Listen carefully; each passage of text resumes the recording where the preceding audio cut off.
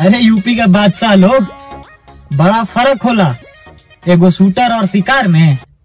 आ जितना पैसा के तू लोग फॉर्चूनर खरीदिल उतना बिहार के लोग फूक देला हथियार में। जय बिहार, जय बिहारी।